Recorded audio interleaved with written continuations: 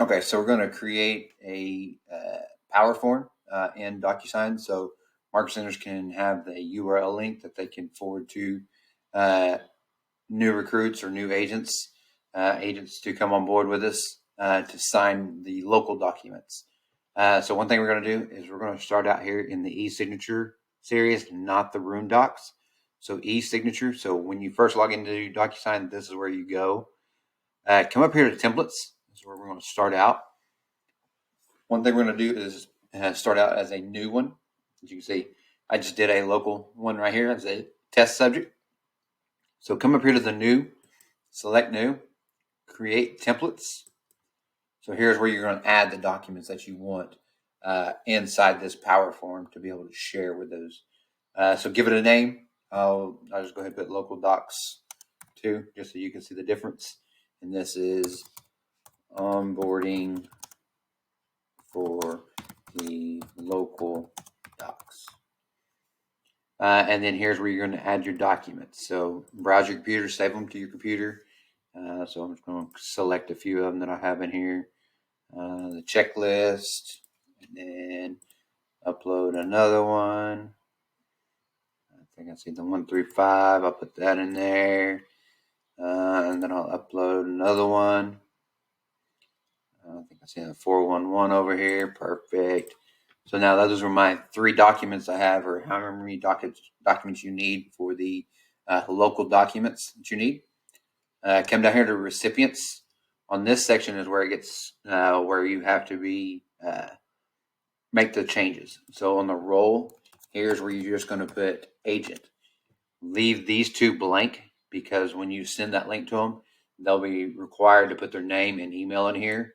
And that's where it'll send them to start filling out that form. So just put agent in here just so it has a role attached to it. Needs to sign, leave it there. Custom, leave all that alone. Come down here to add recipient. So whoever needs to receive this is the one that needs to be in here. So I'm just going to put MCA on here and then fill out their name. So see that one. And sometimes it doesn't stick the name in there because of this. So you just need to do it. And then come over here to needs to sign. The MCA does not need to sign unless they have their document that they want to sign. They can totally leave it off. But you want to put receives a copy. So that means that they'll receive the documents when the agent is totally done. So we'll leave that off. And then come over here to customize. This is where it kind of gets where you need to. Is add advanced settings. Don't allow senders to edit recipients or don't allow senders to delete recipients. You can leave this off if you want. You don't have to do it. Some market centers like doing this, some don't. So I wanted to show you this. It's totally your call. So I'm going to leave this blank. You come down here and you can change this up. Here are your local documents. So you take all this out. Local documents, or you put excited to welcome you to the KW family, or whatever you want to put in here. Same thing down here, put in a great message. Fill out these documents. Wow. And let's get started. Something like that effect. And then come down here and hit next. Next, you're going to go through the documents and label where they need to sign or where they don't need to sign. Sometimes you might see that pop up where it just got all the documents. It's just because of the documents that I have in here. So just like this, say you want them to come in here and I need to have a signature here, sign and drop, have a date here. I need them to add a checkbox here. So checkbox here, and I need one down here. So up there, and then whatever you need to add to these forms.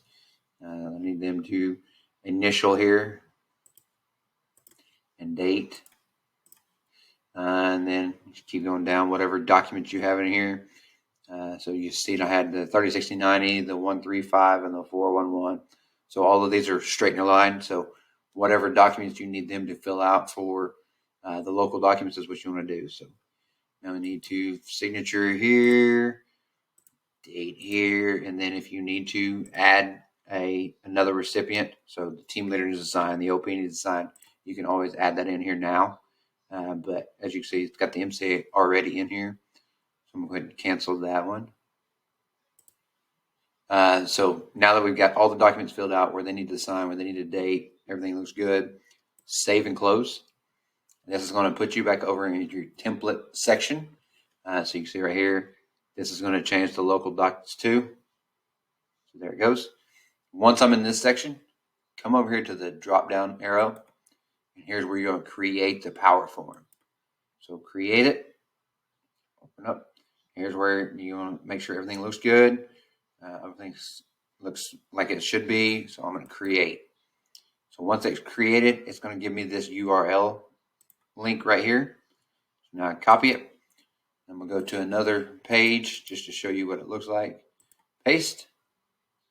So now that it's in here, I'm going to open this up. Now you can see here's where they put their full name in here, their email address. The MCA is already in here. Begin signing. So as soon as they put their information in here, those documents are going to pop up, start sending. So when they're finished of it, just like you would a regular document, once they finish, done, the MCA is going to receive a notification in their email that says so-and-so's finished their local docs. There you go. So that's how you create a power form. Hope this helps. Talk to you soon.